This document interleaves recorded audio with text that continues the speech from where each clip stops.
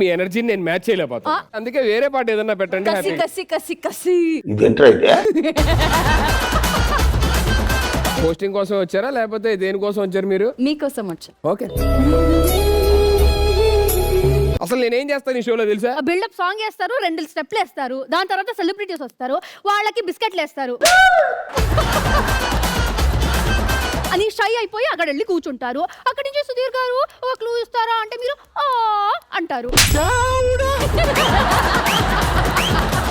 ఈ 3 సీజన్లో నేను ఎప్పుడన్నా అసలు అలా అన్నానా?